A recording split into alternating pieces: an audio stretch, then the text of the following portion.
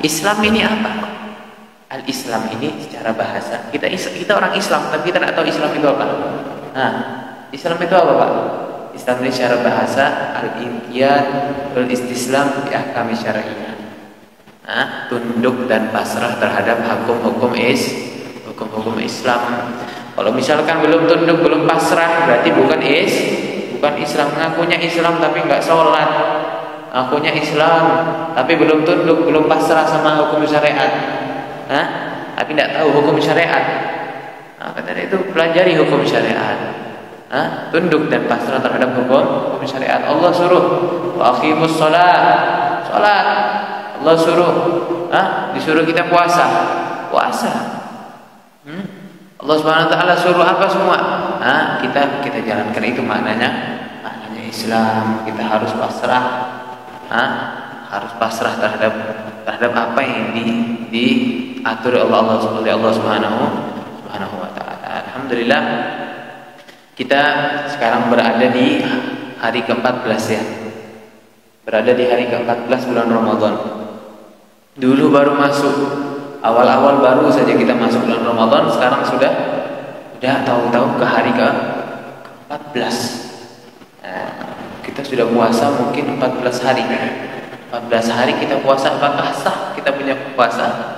Kita koreksi puasa kita. Apakah sah kita punya puasa? Apakah sesuai dengan puasa yang dimaksud oleh Allah Subhanahu wa taala? Apakah hanya menahan makan dan minum saja? Apakah hanya menahan makan dan minum saja kita punya puasa yang 14 hari yang lalu? Maka dari itu kita koreksi, kita ingat apa puasa kita ini? Apakah sudah benar? Maka dari itu ada sisa 16 hari. Sisa 16 hari kita punya puasa, itu kita manfaatkan. Saya akan bahas sedikit saja, mungkin setetes ini daripada lautan ilmu fikih, lautan ilmu syariat. Saya akan bahas hal-hal yang sering terjadi di bulan Ramadan seperti apa?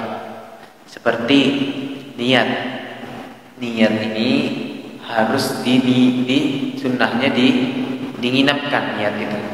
Maksudnya dinginapkan apa? Sebelum tidur kita niat. Maka dari itu kita punya orang-orang soleh, kita punya orang tua terdahulu, mereka mengajarkan kita setiap habis tarawih disuruh niat, ya. Disuruh niat, diajak niat bareng-bareng. Nah, itu bukan wirid. Itu bukan wirid, jangan cuma dibaca, tapi dilafalkan dalam hati. Niat ini tepatnya di hati. Wa talaffudzu biha sunnah, dan dilafatkannya sunnah. Niat mahalluhal qalb, wa talaffudzu biha sunnah. Niat ini tepatnya di hati. Dan melafatkannya itu hanya sunnah. Wajibnya jadi apa? Di hatinya. Wajibnya di hati.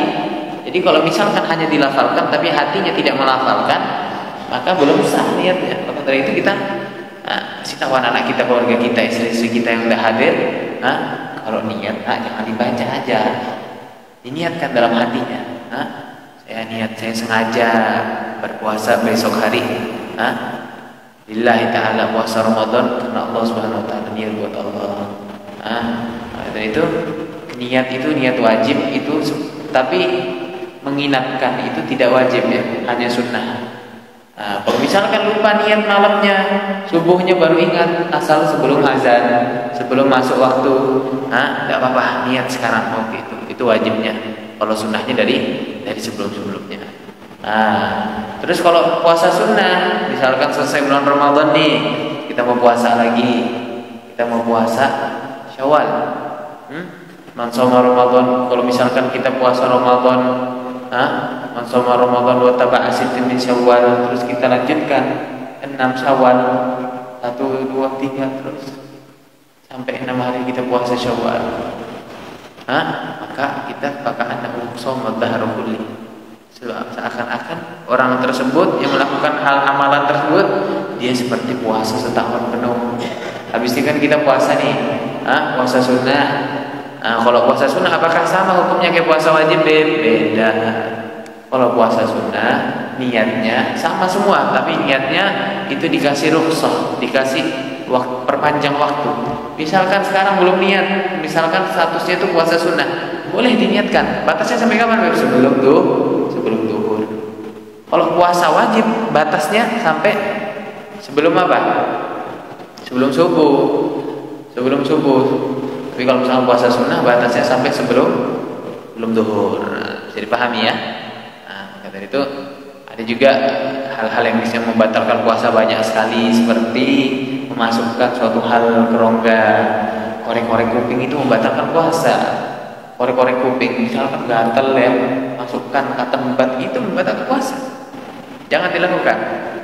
Masuknya sesuatu hal ke rongga, masuknya suatu benda zat ke rongga, rongga yang terbuka itu membatalkan puasa. Obat tetes mata ya, orek-orek telinga, walaupun masukkan saja kan yang bukan masalah yang hendaknya. Emang aturannya begitu.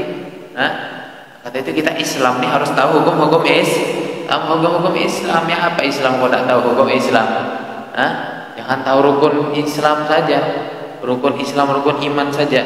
Tapi harus tahu hukum Islam ya apa, puasa agar sah gimana. Maka dari itu juga kalau misalkan kita kumur-kumur ya, bagaimana hukumnya kumur-kumur di bulan Ramadan? Kumur-kumur itu dibagi lagi, ada kumur-kumur yang sunnah, ada kumur-kumur yang makruh, ada kumur-kumur yang sunnah seperti di saat kita wudhu biasa. Itu kan hukumnya sunnah kumur-kumur ya.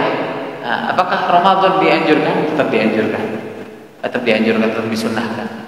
Terus kalau kemasukan bagaimana? Kalau misalkan kemasukan tidak sengaja, kemasukan dengan syarat tidak sengaja ya, jangan sengaja masuknya, kumur-kumur 3 kali, buangnya 2 kali, dengan syarat tidak sengaja.